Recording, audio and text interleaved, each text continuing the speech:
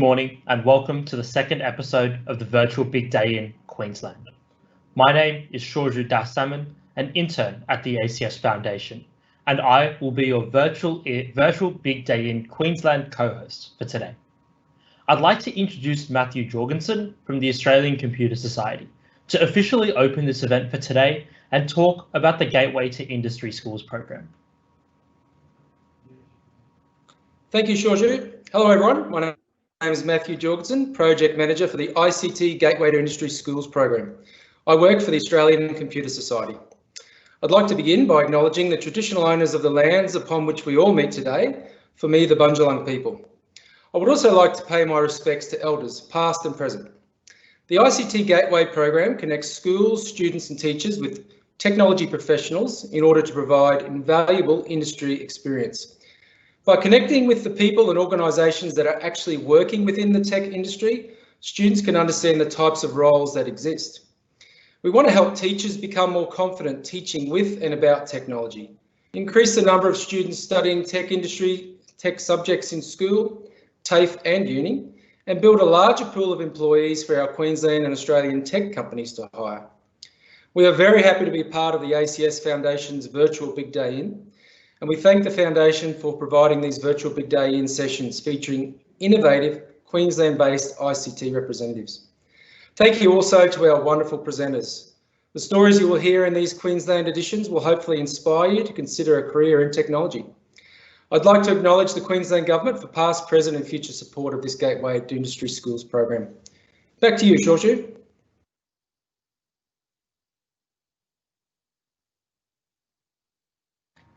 Thanks, Matthew. Really good to hear about the Gateway to Industry Schools program. The Big Day In is an IT careers conference in an online format this year, aimed at giving you an insight into where a career in technology can take you.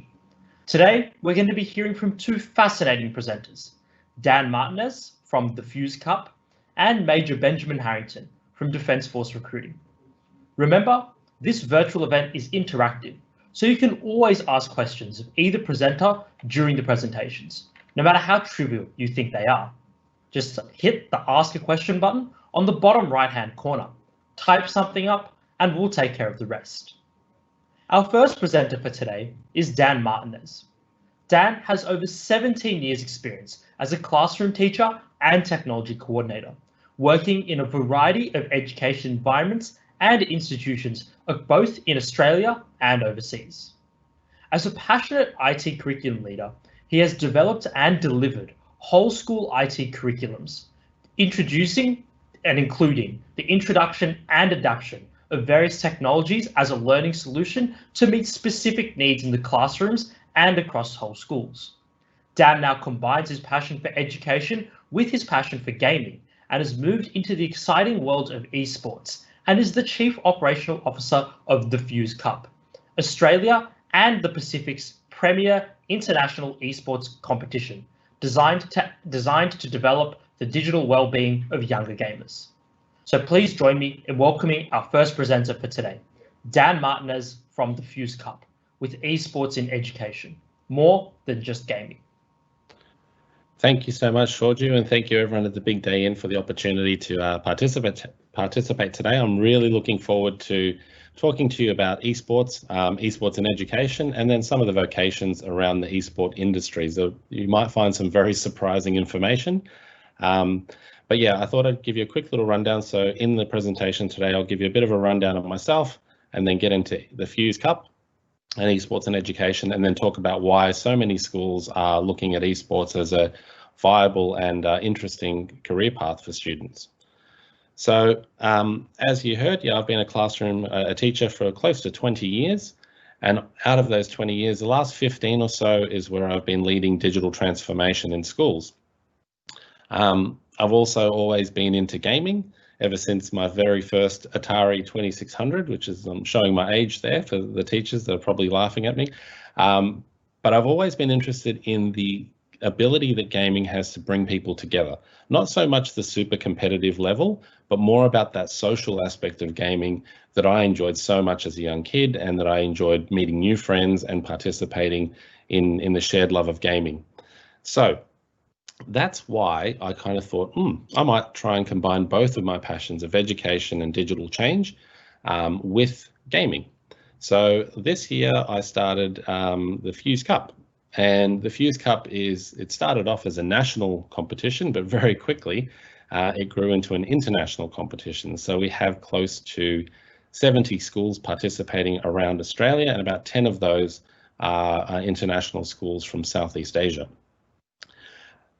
It's coordinated by educators, and the major focus is not so much on the competitive gaming, but more in line with the digital wellbeing and the positive gaming habits. So often in schools, that digital citizenship and the online safety curriculum is somewhat standalone, and sometimes it's delivered at the start of the year. Often that lacks context for students. What we do through the through the Fuse Cup is we use gaming as a way to kind of contextualize those concepts of digital citizenship, online safety, and digital wellbeing. Because the fact of the matter is many students, a high number of them, don't really understand concepts of digital wellbeing. And like anything, excess can be an issue and can lead to a whole bunch of problems in other areas. So we use gaming as a way to kind of really promote those positive gaming relationships and get students to understand what their digital wellbeing is and how to look after it. We also are very fortunate to be partnered with people like JB Hi-Fi Solutions, the Kids Helpline, Combox, IES, and so forth. And that's one aspect of the business that is really interesting. Those partnerships and those abilities to talk to other companies who want to be involved and liaise is one of the things that's been a really interesting growth point that is very common in esports. So the Fuse Cup really provides safe, supportive, and structured esports for schools. We model that through our interactions with students. The online components are highly supervised. It's very different to playing online at home. So in the Fuse Cup, the online component is highly supervised and is more of a team approach, with the coaches being actively involved in the participation. So the students are sitting with their coaches and they're participating. Often they're using things like Teams or Zoom to connect face-to-face, but the gameplay is all done online. Now we have two types of competitions. We have online competitions and we have our face-to-face competitions. The online competitions was something that has become, has developed out of necessity through COVID, which I'll talk about a little bit later on. We run competitions in term 1, 2, and 3, and then we have our finals in term 4. Now, we facilitate esports just like any other sporting organisation. So you have a local competition, then you have a state competition, then the Australian finals, and then the Asia Pacific Masters. But I want to show you a quick little video of what an actual tournament looks like in person. And I want you to think about whether or not it seems very familiar to you in regards to what other sports look like.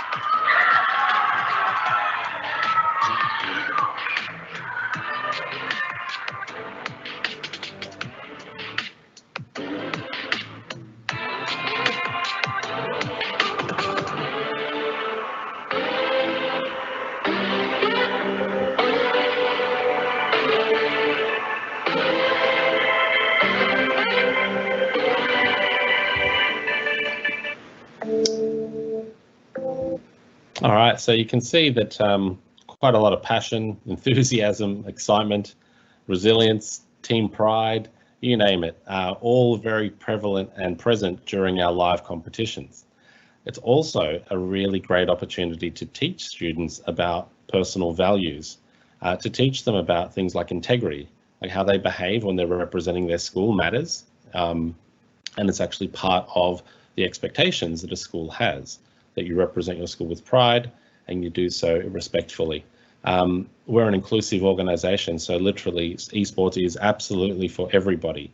We're really excited that next year we've also got the inclusion of a couple of special ed schools in Australia that will be joining us, and we're working with people at the University of Melbourne to look at links between inclusion, ASD and gaming.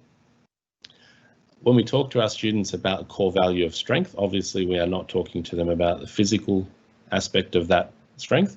We're talking more about the emotional and mental aspect of that. So being able to regulate emotionally during gameplay and have the mental resilience to deal with loss and to deal with disappointment. You know, these are really vital tools, and esports provides another opportunity to demonstrate and model that appropriately. Also, we talk quite a lot about sportsmanship. You may have noticed in that competition there, the students at the end of the game were doing elbow taps and fist pumps and so forth. It's actually part of the Fuse Cup that you must formally acknowledge your opponent and wish them well, and then, you know, wish them good luck. That's something we build into the competition. Also, teamwork. You know, being supportive of your team members and working together is super important, not just at school, but obviously as you progress through school and you look to enter the workforce. A lot of these values are also highly transferable soft skills that a lot of employers are really looking for. And then obviously there's so many more, like the ability to think critically and give feedback. These are all parts of organised esports and something that is of a high value outside of the esports organisations as well. As Shorji was saying, obviously, if you have any questions during the presentation, please feel free to ask them. I'm happy to take them as we go. When we talk about digital wellbeing, we're really talking about 4 key aspects in the Fuse Cup, and this is where we work with the Kids Helpline to produce content around these aspects of digital wellbeing. So the gaming addiction is one of the things that you would probably have heard about quite a bit. And during the pandemic, or previously to the pandemic, the WHO included gaming addiction as a bona fide addiction. During the pandemic, then they also realized the high aspect of social gameplay, and they launched another campaign called Play a Part Together, where they were formally encouraging people to participate in esports because they saw the huge social connection that they could have while they were playing online apart from each other during a pandemic. So having that balance, though, is really important, and understanding that gaming can become a problem if it is unchecked and if you allow it to be. So we ask, the real guiding question is your gaming becoming a problem, and is it affecting other areas of your life? The other aspect obviously is sleep. As adults or as young adults, having the right amount of sleep is super important to ensure that you are working optimally. So making sure that we have sleep plans in place and people are aware of how much sleep they should be getting, having downtime and just before you go to sleep. So these are the things that we talk about in terms of having some rest from screen time so you can unwind. Obviously, leading a balanced lifestyle is super important as well. So, you know, seeing your friends, socializing, offline activities, spending time with family, and then obviously the online safety aspect. Now, these are things that professional players also take into account because they want to be able to play at an optimal level. So having your digital well-being being one of the things that you're mindful of is really important as you want to either perform the best as you can, whether that's online, offline, or in life in general. So it's very important that we teach students about that aspect. The background information on the Fuse Cup, we have schools across the Southeast region. This year we've had a Year 7 and 8 competition. Next year we'll also have a Year 9 and 10 competition. Initially we set up for live events, But obviously with COVID, all of that went out the window. So we had to formalize a new plan to incorporate online events. And because of that, we've been able to attract new schools in regional areas and also schools overseas. All of our games are age appropriate. So that means we don't play any shooting games. We have player code of conduct documentation and behavior management policies. We're linked to the Australian curriculum. It's focused more on the online positive gaming behaviors, and it's coordinated by educators, and it's console based, which makes it very easy for teachers. It's all plug and play.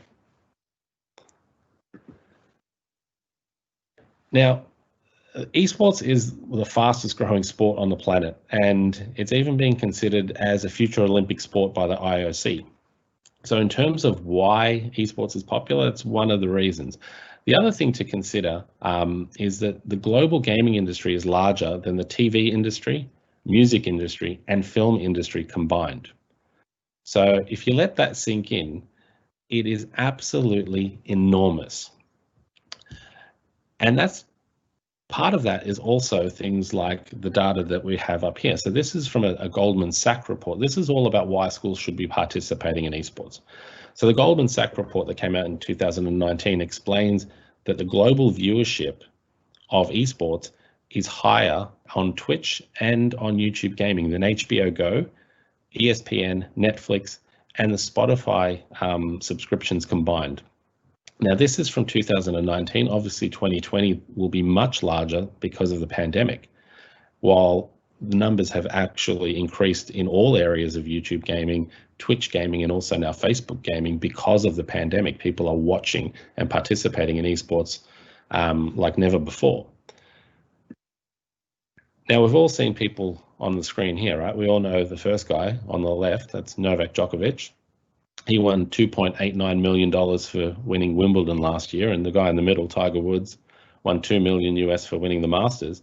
But you've never probably heard of Bugger, and he won $3 million US for winning the Fortnite Masters last year.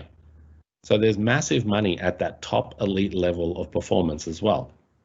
But it's not just about that. There's also huge competitions like this one. So Dota 2 is one of the largest MOBA games, and a MOBA game is a massive online battle arena. This competition has a prize pool of $40 million. And here's the cool part, it's almost entirely crowd-funded. $40 million almost raised by viewers, by players, by people in the industry. The other really cool thing about it is the winner, the first prize, gets $15.6 million, and that's US. And if you get 16th, you get $500,000. It's not bad for a competition. But really, when it comes down to esports in schools, it's all about providing opportunities. Students, if they're highly academic, have the opportunity to participate in that. If they are really sporty, there's endless possibilities. If they love music and drama, there's also endless possibilities there. And if they're, into books and they love reading, well, there's even things like the Reader's Cup. But esports is widely popular with young people, extremely popular, and there aren't many opportunities for them to engage in esports at school. Now, we focus primarily on the middle years of schooling, and the middle years of schooling is that year 5 to year 8. Now, every year, the New South Wales government releases a survey. It's called Tell Them From Me. And it looks at student data. It looks at the students and how they feel in relation to their belonging, the sense of belonging at school. And every year, without doubt, the data looks the same. What happens to those students in general is between the ages of year 7 and year 10, most students feel disconnected from school. A high proportion of students feel disconnected from school. Now, if schools really want to engage with students and get them refocused in schools, and they should be looking at what motivates them. They should be looking at what engages them and what they're passionate about. I believe esports is that opportunity. I believe by incorporating esports into schools, then you will re-engage and you will re-motivate students. And it also sends an important message to students that says, hey, what you are interested in, we value. And if students feel valued, they're going to feel a better sense of belonging. And if they do that, well, then it's no great leap to think that their academic performance will also increase. about 60% of students, this is from the eSafety Commissioner last year, about 60% of students between 8 and 17 have played online games. Half of them find that an important part of their lifestyle. But interestingly, about 200,000 of them have experienced in-game bullying. More data from the Bond University really looks at who plays games and who is involved so much. This is about 13,000 households and about 4,000 individuals were surveyed. The really interesting thing that we focus on is this: the social connection is huge. So lots of families are playing together and they're using that as a way to bond and stay connected to each other. But from a careers point of view, you know, the gaming industry, as I said earlier, is massive, but gamers only make up one very small component of that. We have web developers, we have people in marketing or business development. Think about a live event. Think about the amount of IT infrastructure that's required to run a live event. You've got event coordinators as well. Then you've also got the strategy side, so the coaches and the analysts, people like dietitians, physical trainers as well, they're in that. And then the other component is the content creators, so software developers or shoutcasters, streamers, esports journalists. The industry is absolutely enormous. And as I was saying earlier, gamers make up one component of that. If you think about a professional sportsman or woman, think about all the other people that are around that person to allow them to do their job. That's exactly the same as in esports. So what we're trying to get at is that while esports is hugely popular, it's also a very viable career path and a very viable industry for a whole range of different people who might be interested in getting involved in the esports industry, but not necessarily as gamers. So there are lots of opportunities, and there are lots of different competitions that you can participate in. And the Fuse Cup is one of those that is based in Queensland, and it's the only international esports competition for schools. So we will provide as much information in regards to the esports that we run. Registrations are open for next year, and next year is looking like a huge competition for us. So I just want to thank Shorju and the rest of the team from the Big Day In for having me on. I'm happy to answer any questions. My contact details will be up on the screen now, so you can contact me directly as well, either through our website or through that email address there, and I'm happy to field any kind of questions in regards to competitions or implementation. We actually help schools throughout the whole process. We help you get signed up, we help you sign your students up, and then we get you involved in either live or online competitions. So again, from everyone at the Fuse Cup, thank you so much for having me on. Thank you to everyone at the Big Day In and all the organisers for the opportunity to talk about esports. And if anyone has any questions, I'm happy to answer them. Yeah, definitely. We've got a fair few questions lined up for you, actually. So oh, wow, cool. Your presentation has garnered a lot of interest. I guess we'll sort of start on a more personal note. What games did you play, and what sort of got you passionate about gaming from back then and even now? Yeah, look, I love soccer. I love football, and I've always loved football. And for me, as a young kid, playing football with my mates was great. But then being able to kind of continue on at home with them and have a bit of banter with them was fantastic. Also, playing through injury, using video games as an opportunity to still connect with your teammates and play online was really important for me as a young kid. So we would have mini competitions at a friend's house and we'd all get together, and they were kind of like little parties, and it was just a really positive time in my life where gaming was an important part of friendships and the ability to communicate. And I still have a lot of those guys I play with now. We're still really good mates. Obviously, as you get older, your tastes change, and we still play FIFA, but we also play other games as well. Yeah, absolutely. A question about schools and gaming. Do you think schools are becoming more accepting of esports at the moment, and do you think they will become even more so over the coming years? Yeah, it's a great question. We've had nothing but positive feedback, to be honest. We've had a few schools that needed a bit of encouragement to get over the line. But generally, when they see that it's a safe, structured and supportive environment, and they see videos like the one I showed earlier, where kids are collective, they're together, they're encouraging each other. It changes the stigma that sometimes gaming has of this being a, isolated, very insular type of activity. So, and it's hugely popular, the students are really asking for it. So often if we invite teachers to our competitions who are not part of the league or the competition of the cup, then they instantly go, okay, I get it. Yeah, this is great. We want to be part of it. So that is definitely changing, and I think it will continue to change as this space continues to grow. And especially some of the schools in Asia that we've got on board, esports is the only sport that those students can participate in at the moment.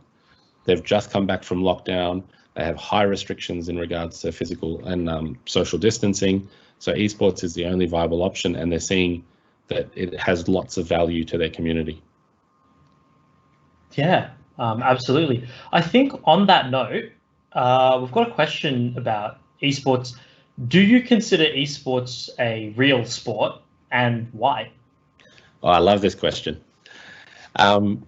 It's a hotly debated topic. Well, I guess if we think about sport as a concept, right? Sport is competitive. Sport requires strategy. It often requires teamwork.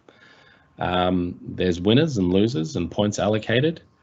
And all of these things are really, really there in esports. There's a lot of strategy in esports as well. It's not only having to be physically coordinate in terms of hand-eye coordination and have really quick reflex times, but you need to be strategic. I guess I'll answer that question with another question as well. Do you consider chess a sport? Chess is technically a sport. It's considered a sport. So if chess can be considered a sport, I'm sure esports can be considered a sport as well. Great analogy to get you over the line there. We've got a few more questions. This one's a bit of a long one, actually. Okay. Do you think that excessive addiction to gaming is a big problem and is hindering students' creativity and their ability to concentrate not only in their education, but also in their personal and social lives? I think there is a real component. Gaming addiction is a real thing. It's it's classified as a real addiction.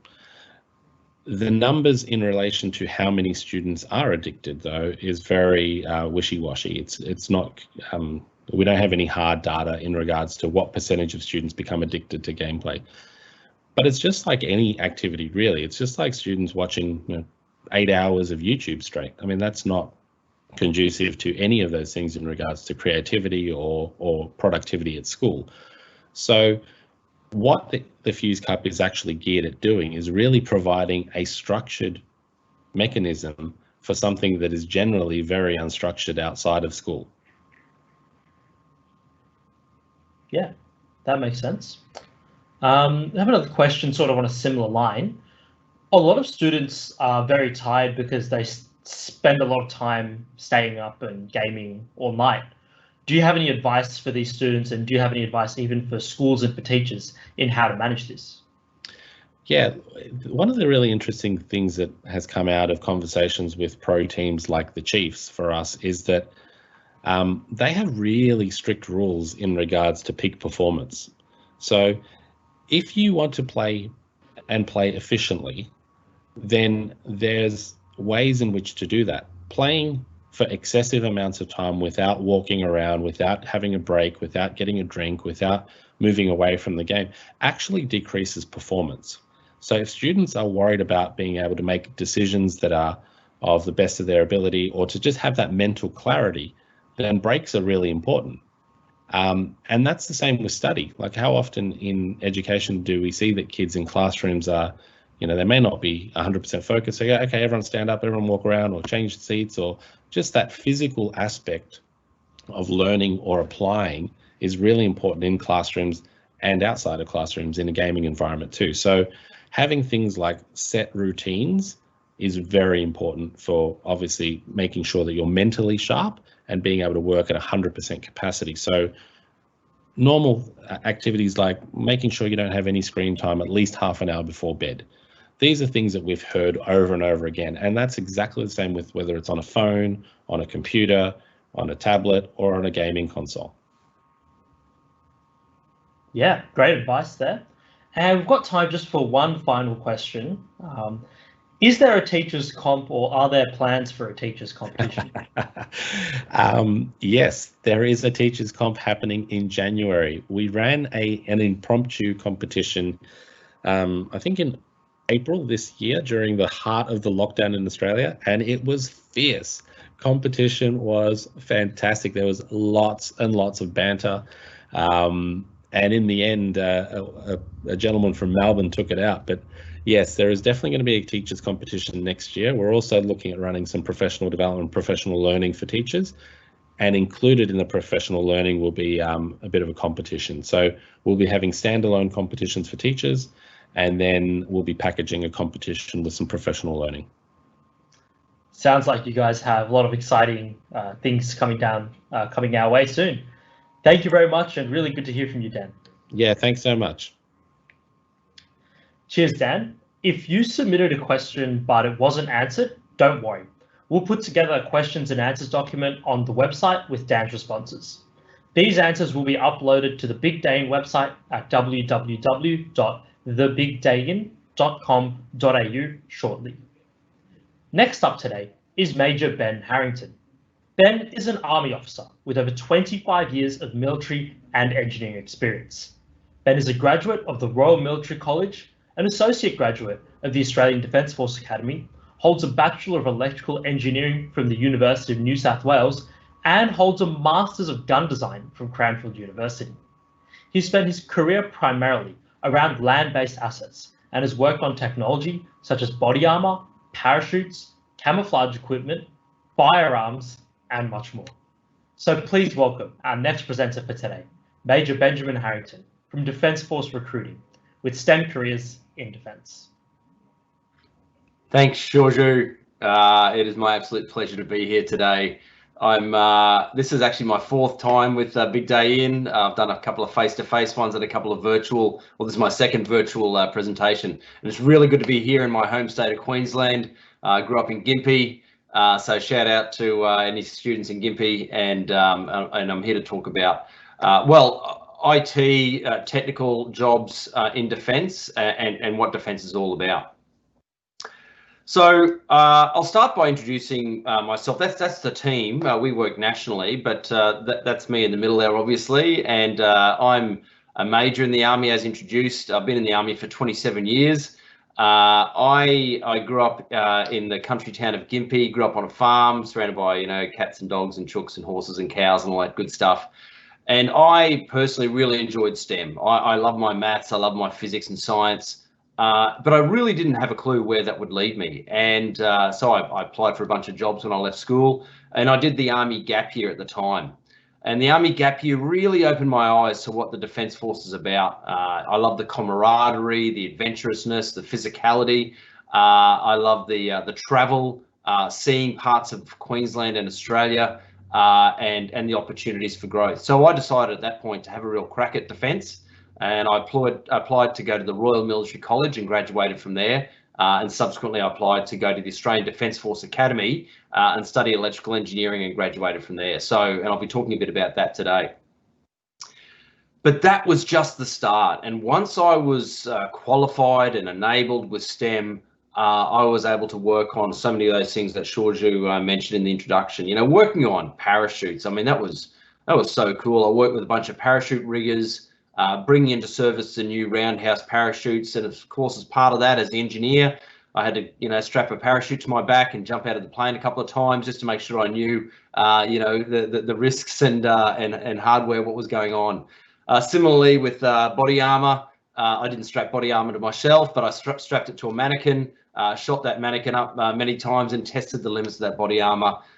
Same with some other technologies on multispectral camouflage equipment. Like when you look at the cam nets that sit over the trucks and tanks out bush, they've got not just visible spectral properties, but also multispectral in the infrared and ultraviolet spectrum, and I worked on that. So there's no way when I was sitting there at school, where you are now, I could not picture where I was going to end up and some of the awesome things I'd work with, some of the great people I'd meet, and some of the opportunities. I've worked now all over Australia.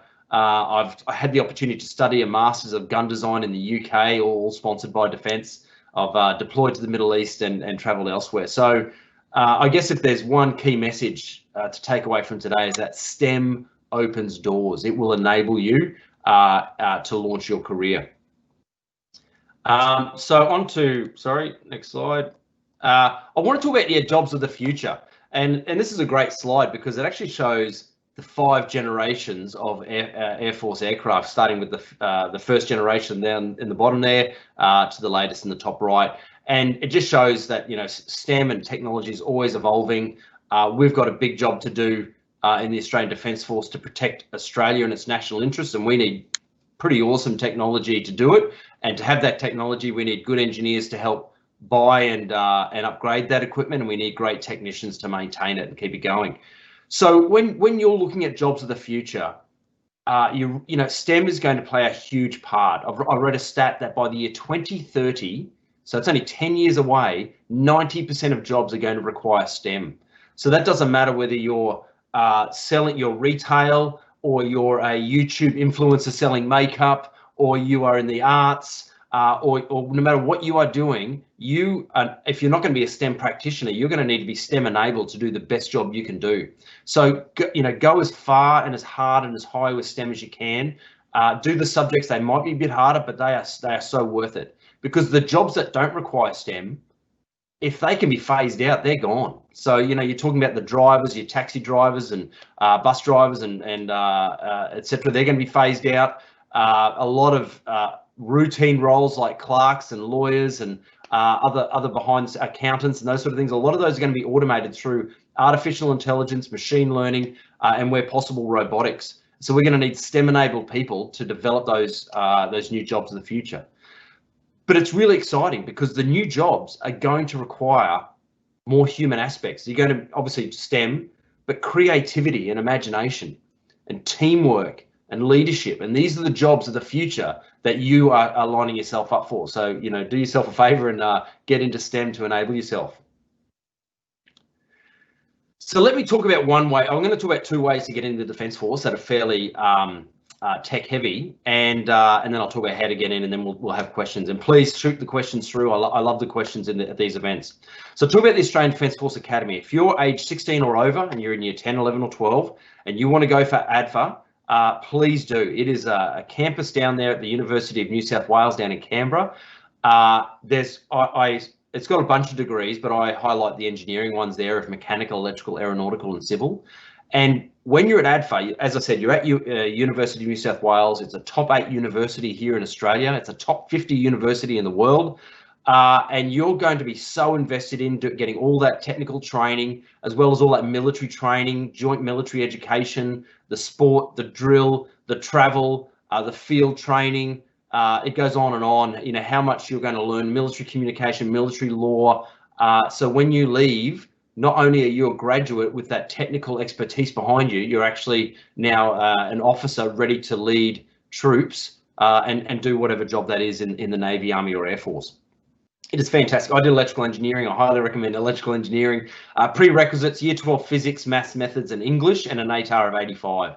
So if you're in year 10 and you think about subject selection, go for those because they're the ones that are going to open those STEM doors. It is fantastic. So, you know, once you graduate from ADFA, you go out into the wider Defence Force and the world's at your feet. So check that out. The other one I want to talk about, and this is a new slide, is the technical roles that are open right now. So if you're in year 12 and you might not be that interested in going to university, but you know, you're pretty technically minded, and I'm looking at all of you esports gamers and anyone with a nerdy bent, here we can train you. You need no prior technical training. And we can train you to be an IT comm system. You can look at the list there: communication systems operator, cyber analyst, electronic warfare operator, technician electrical, combat systems operator, submarines, communication information systems sailor, and network technician. So all these jobs here are you know, we will give you the qualification, nationally recognised, and then you'll be you know, on the tools, outfield with the Army, on the airlines on the airfields with the Air Force, or out on a ship or a submarine with the Navy in no time at all. You know, really exciting, state-of-the-art training, great equipment. So check that out. So the Defence Force, what are we?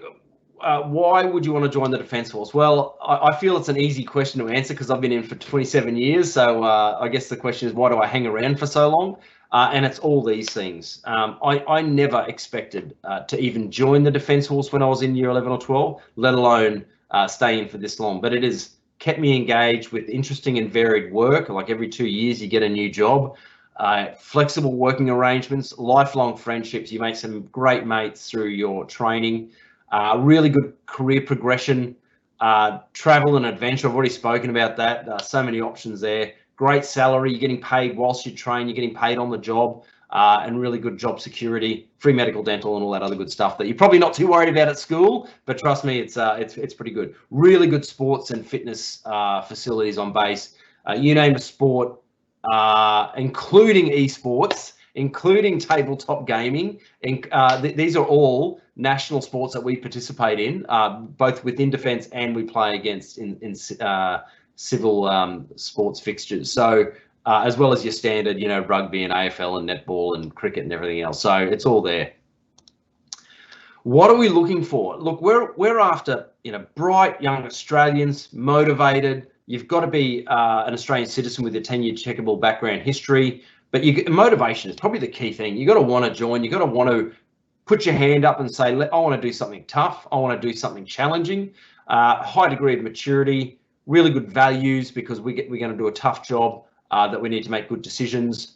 Written, oral communication, a bunch of those things. Some of those are more important if you go for officer roles, such as the engineering, and we'll test those. But let me now talk about how to join, and then I'm going to cut across to see if we've got any questions. One of the questions that I always get asked is, what do you need physically to join? And here's the female pre-entry fitness assessment. So pick your service. Let's go for the hardest one. That's Army. You got to do 8 push-ups, 45 sit-ups, and a beep test in 7.5. And for the blokes, it's just more push-ups for the guys. For example, the Air Force, 10 push-ups, 20 sit-ups, and a shuttle run in 6.5. So the Air Force, they don't have to do as many push-ups and sit-ups because they're not that physical. They got to carry a cup of coffee or whatever they do, or carry their bags to the airport. And the Navy, you can see there, they got to do a bit, but not run too much because the ship's only so long and they don't want to run off the edge of the ship. So the Army's where it's at when it comes to the physical standards. There's an app for that. Check out the ADF Active app. Google it. Look it up on iOS. And it's there to help you develop a training routine that'll help you get ready for those fitness tests.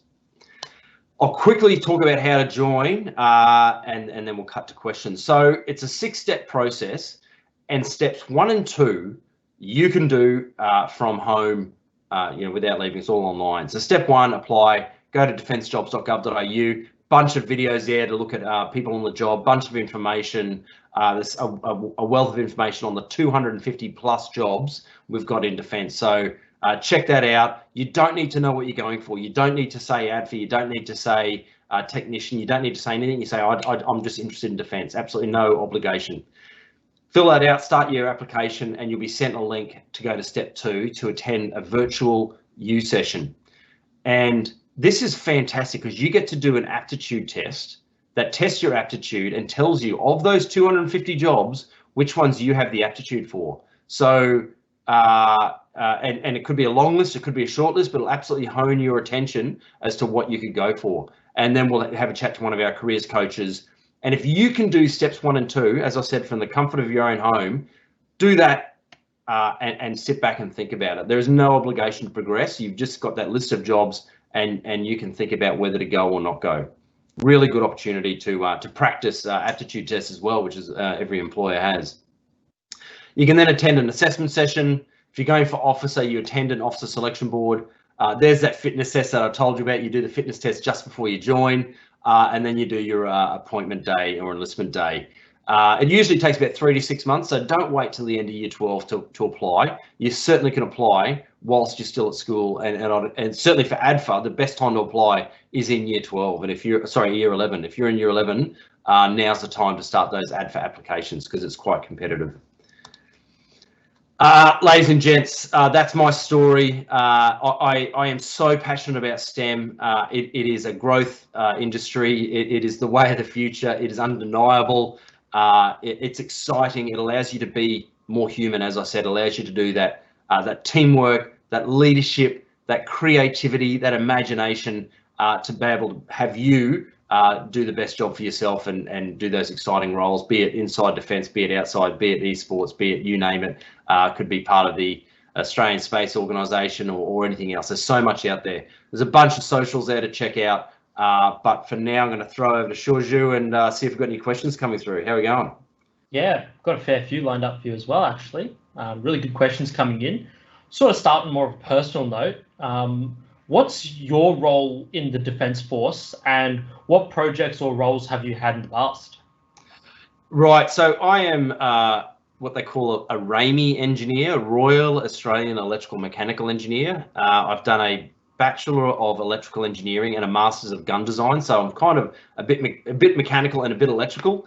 Yeah, I think I've touched on some of the exciting projects. I'll talk about another exciting project I worked on. So Special Forces had a sniper rifle that stands quite tall, and they wanted to be able to jump out of an aircraft with that rifle. And if it was because it was so tall, it was a bit problematic, a bit dangerous. So we designed, me and a bunch of techos and industry. So it's a collaborative team project, and we worked to design how to fold that rifle in half, essentially have a folding stock, so that they're able to fold that rifle, strap it to their leg, and jump out of a plane safely. And that's just one of several exciting projects that I've worked on. There you go. Yeah, that sounds really interesting. Actually, sounds pretty cool. Also, sort of on a more personal note, having worked in the Defence Force, what are the most dangerous or most life-threatening situations you've actually ever been in? That's a question I get asked a lot. Interestingly, I have never felt threatened. Technical person. I have been deployed to the Middle East. I did go to Afghanistan and Iraq and into Baghdad and Kandahar and a few other places. I've travelled with body armour and a weapon, all that sort of good stuff. But at no stage was it my job to go out and do patrolling or do anything combative. I just had to defend myself and the base that I was on, and it was pretty safe. So I guess, you know, when you look at the Defence Force, there's only about 10 or 20% of the Defence Force is actually in the pointy end of the combat, in the engagement of the enemy, so to speak. There's so many in the back end, be it logisticians, planners, tacticians, engineers, technicians, drivers, etc., that are all doing that big that effort to and the cyber analysts and all these people. So as drone operators, you know, there's so many ways, especially into the future, that we will do our jobs without going outside the wire, so to speak. So yeah, look, that's my story. I've never felt threatened. Yeah, glad to hear that. I'm glad to hear you're safe in one piece. Sort of on that combative note and talking about like the combat and the styles of combat that the Defence Force has to deal with, do you think that we're moving towards more digital and more data-driven world, do you think that data wars and digital wars are going to become more prominent than physical wars that, you know, we fight with guns and artillery? 100%. Yep. Yeah, it is. It's here now. If you listen to the news in the evening, you'll hear about cyber attacks. Some of the cyber attacks are corporations or rogues or pirateers online, and some of those are other countries. So it's happening right now, and certainly when you look at all the spaces that we can be employed in, be it land, sea, and air, and cyber is another dimension we need to consider. So it's here, it's now, it's real. You know, if someone were to be able to shut down the Australian internet or the Australian banking or something like that, it would be, we'd know about it. It'd be pretty catastrophic. So we need to protect that. Yeah, no, I 100% agree, and I think we're only going to see more of that as time goes on. In the Defence Force, do you guys have programmers or developers who help you out, considering all the stuff you just talked about with the digital fronts of war? Yeah, look, so that's a really good question. This applies to both the engineers and the technicians. A lot of what we do we don't do the designing. We don't design our own aircraft. We don't design our own tanks. We don't design our own submarines. We get industry to do that because they're much better at designing that. We tell them what we want them to do. And so then we need to understand it. And same with programming. We don't do a lot of programming ourselves. We get industry to do that programming, and defence industry is very alive and well. It's another great career opportunity for people out there to go join defence industry here in Australia. But they do that stuff. We understand what they're doing, we review what they're doing, and we work with them to update it and certify it and everything else.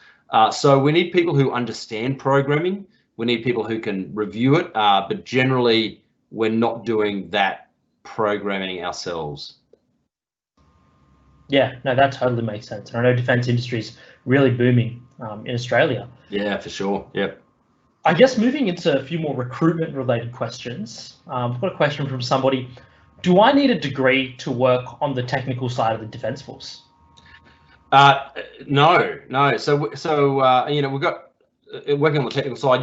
Most people are either engineers or they're technicians. And I'm just going to go to this slide. Like these technical roles are open right now. And I'll tell you what, some of these roles we find it hard to fill because we need people with all those attributes we're seeking, plus that technical mind.